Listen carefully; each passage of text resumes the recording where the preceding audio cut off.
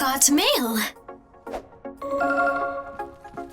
Hey guys, my name is Ryan. And my name is Mysca. And welcome to Overwatch Central, and welcome to the Mei-lbox. Hopefully a series which we'll be able to do for a while, and if you guys enjoy it, we've been collecting questions over the last week or so, and we intend to answer a load in videos. Very straightforward format. You can ask us about the game, us, the channel, other games, it doesn't really matter. If you have any questions that aren't in this video, be sure to ask them in the comments below. But for now, let's crack on with the first question. So first off, we have Chemist on YouTube asking quite a few questions actually. We're gonna start by answering this one. Do you have any more accurate ideas when the game will launch other than spring 2016? And we've thought about this quite a bit obviously because we're looking forward to it. And I've looked back at some other Blizzard titles like Heroes of the Storm. That launch date was June 2nd last year, so early June there. And since Overwatch is coming out in spring, a big part of June is within that time frame, so I wouldn't be surprised if we see it like in June again. But spring lasts from March 20th to June 19th, according to my Google search at least. And somewhere towards the later dates is probably what we're gonna see, but I'm hoping for late May, just because I want the game as early as possible, obviously. But I think June is more realistic, and anything to get a good game rather than a little bit rushed one. So I'll happily wait. We did have a massive guess on the Overwatch release, which would be the 28th of April. I guessed this because there's a lot of clapper boards placed around the Hollywood map with the numbers 0428 on them. I mean, it's a huge guess, but who really knows? Like, spring is such a big area of time, but I'm sure the closer we get to it, the more they'll narrow it down. Like with the beta coming back now, it's late January, but the closer we get, they're obviously going to put a date on it. They don't leave it too long before they actually give us information. So I don't think we'll be waiting too long until we hear a release date. So Ish asked if Junkrat should be picked more in competitive despite defensive heroes not being picked a lot, considering Junkrat is his favourite. Junkrat's a really weird one. He's amazing fun to play and he's very good at sort of learning the game. He makes you feel like you're making a difference in a team when, you know, you might not be very good at learning the map or having a sort of Twitch shooter skills. But when it comes to group games with friends, I prefer not to see Junkrat in that lineup.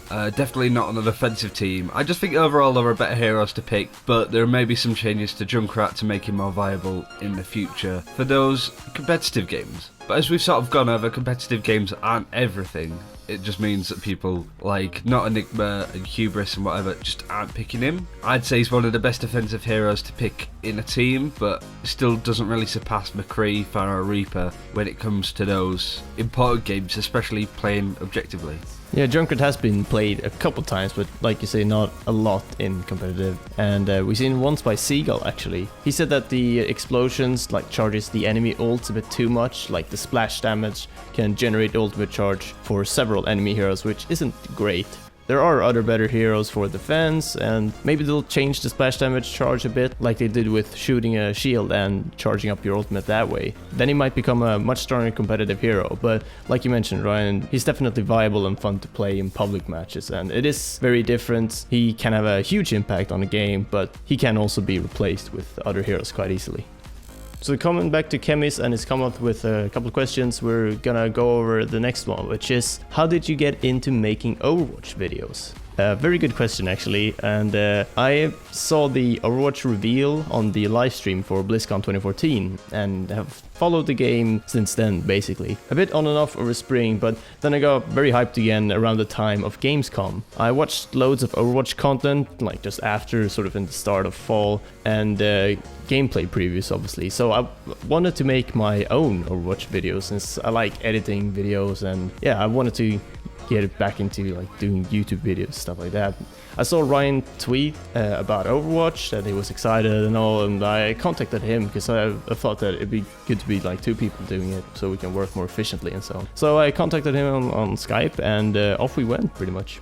And it was one of those things, I guess, where my job is to edit YouTube videos for fairly big YouTubers that can't do it, or, you know, going through Twitch highlights and stuff like that. But I was always interested in doing it myself and running a channel, and as Mysca said, he approached me with the idea and I thought, yeah, that's what I'd like to work on. It might not be a huge success overall, but it'd be nice to at least try it for myself. And Overwatch is a solid game and it's so much fun, and we can make hours of content on, so I think so long as we keep doing it, who knows where we might end up.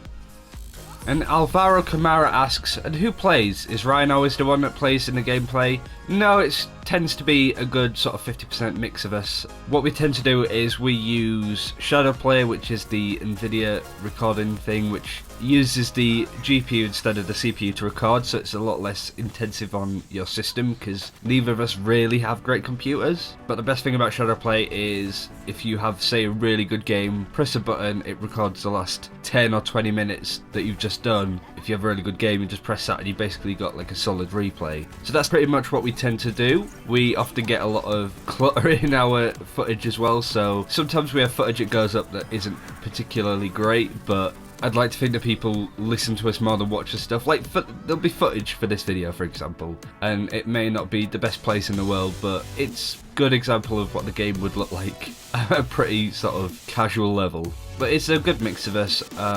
We have used other people's footage before, of course, the Overwatch gameplay previews.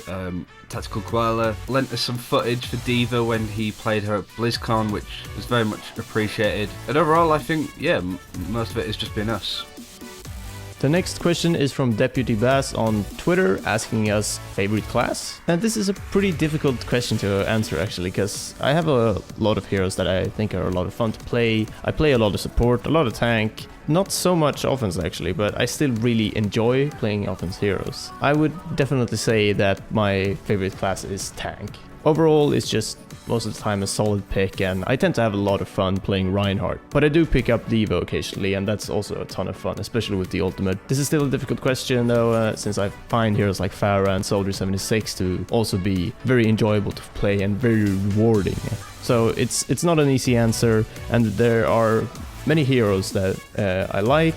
It's easy to say like, what are your top 5 heroes or whatever, but favorite class, if I just have to pick one, it's tank for sure.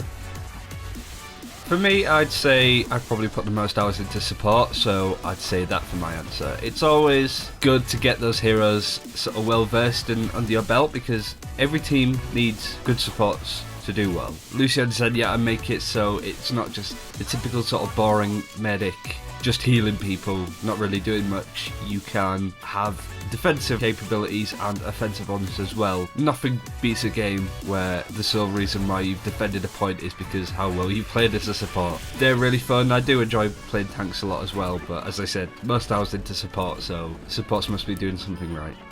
So that's it for this video. Thank you very much for watching. As we said, if you do have any questions that haven't been answered in this video, then be sure to ask them in the comments below or in the comments of any of our videos. We do check them, we do care what you think, and we do want to make videos on the questions that you're asking. For example, we made the Torbjorn Bastion video on our predictions, and it did really well. Thank you very much for watching. Subscribe for more Overwatch content, and we'll see you next time. Take care.